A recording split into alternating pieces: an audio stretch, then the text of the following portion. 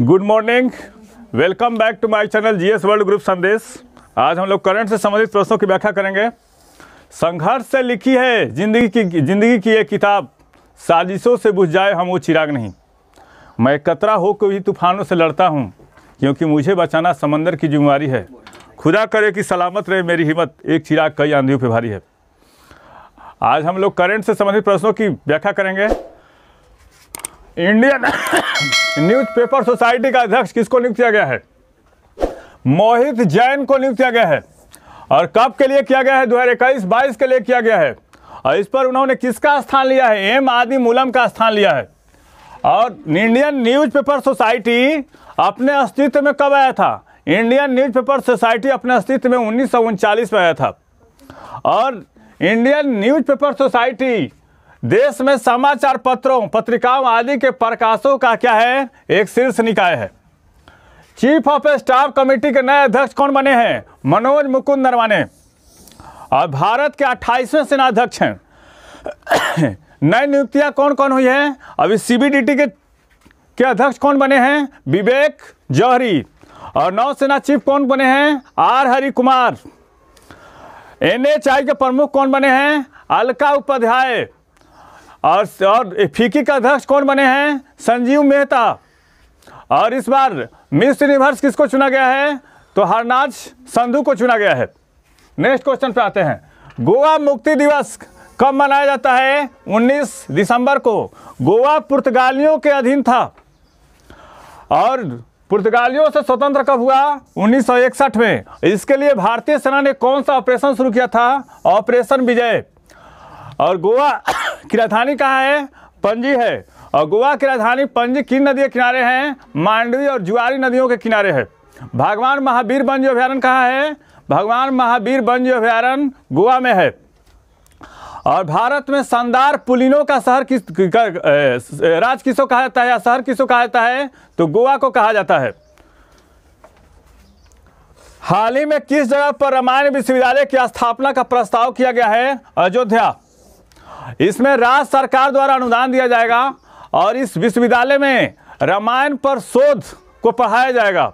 यहाँ पर वेद, उपनिषद और दर्शन संबंधित विषयों की पढ़ाई की जाएगी यहाँ पे। और इसको राज्य सरकार 21 एकड़ में फैला हुआ है। 21 एकड़ में फैले हुए इस जगह पर रामायण विश्वविद्यालय की स्थापना की जाएगी और हाल फिलहाल में काफ़ी चर्चा में है। किस देश के रक्षा मंत्री फ्लोरेंस पार्ली भारत के दौरे पे हैं? फ्रांस। आप लोग बताइए, फ्रांस के राष्ट्रपति कौन हैं? फ्रांस के राष्ट्रपति हैं इमैनुअल मैक्रोन। और फ्रांस के प्रधानमंत्री कौन हैं? जीन कॉस्टेस हैं। और लघु यूरोप किस देश को कहा जाता है? लघु यूरोप कहा जाता है फ्रांस को। और समुद्रों की रानी किस देश को कहा जाता है? फ्रांस को कहा जाता है। हाई तटों का देश किसको कहा जाता है? फ्रांस को कहा जाता है। फ्रांस की राजधानी कहाँ है? पेरिस। विश्व की जन्नत किसको कहा जाता है? पेरिस को कहा जाता है। विश्व की जन्नत किसको कहता है? पेरिस को। और पेरिस किस नदी के किनारे है? तो पेरिस सीन नदी के किनारे है।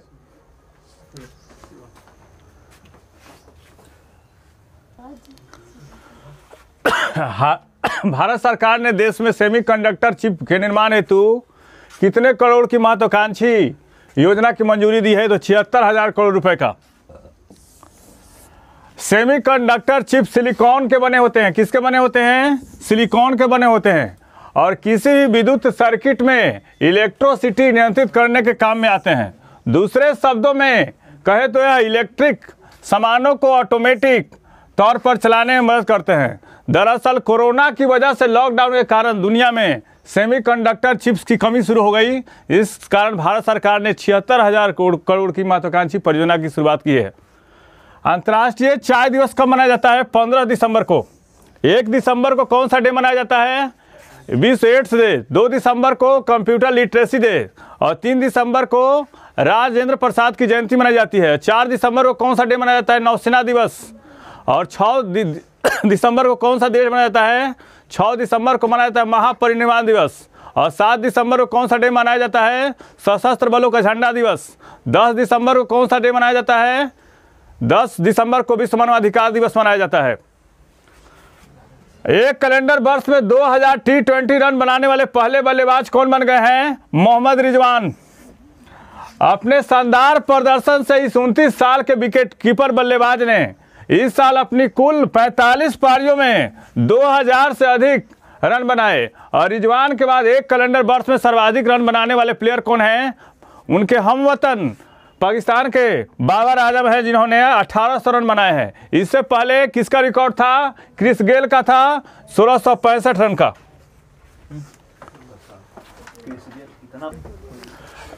डीआरडीओ ने किस न्यू जनरेशन बैलिस्टिक मिसाइल का परीक्षण किया? अग्नि प्राइम का। और कहां पे किया है? एपीजे अब्दुल कलाम आइलैंड, उड़ीसा में। पहले इसको किस नाम से जाना जाता था? पहले इसको व्हीलर द्वीप के नाम से जाना जाता था। इस मिसाइल की मारक क्षमता कितनी है? इस मिसाइल की मारक क्षमता 2000 किलोमीटर है और 1500 किलो विस्फोटक ले जाने में सक्षम है। और अग्नि प्राइम के जरिए न्यूक्लियर अटैक भी संभव है। और डीआरडीओ की स्थापना कब की गई थी? 1958 में। और इसके प्रमुख कौन हैं? जी सतीश रेड्डी हैं। हाल ही में कौन सा राज्य स्वैच्छिक रक्तदाता स्मार्ट कार्ड बनाने वाला पहला राज्य बना? बिहार। बिहार में सर्वाधिक कृषकों वाला जिला कौन है? मधुबनी है। और बिहार में सबसे कम कृषकों वाला जिला कौन है? मुंगेर है। और बिहार में सबसे कम शहरीकरण वाला जिला कौन है? समस्तीपुर है। और बिहार में सर्वाधिक लिंगानुपात वाला जिला कौन है? गोपालगंज। और बिहार में सर्वाधिक वर्षा कहाँ होती है? किशनगंज में होती है।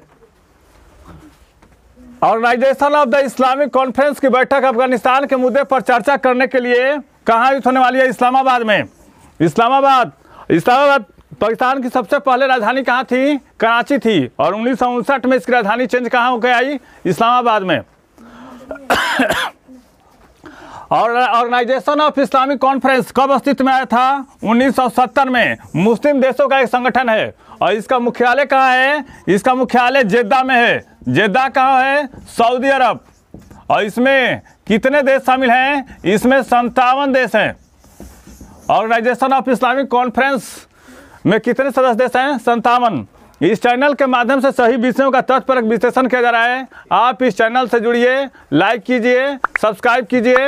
और कल के आज के लिए क्वेश्चन रहेगा जैसे कल का क्वेश्चन था कि किस देश की सरकार पेपरलेस है, तो यूएई का। आज का क्वेश्चन है यूरोपीय अंतरिक्ष एजेंसी का मुख्यालय कहाँ है? धन्यवाद।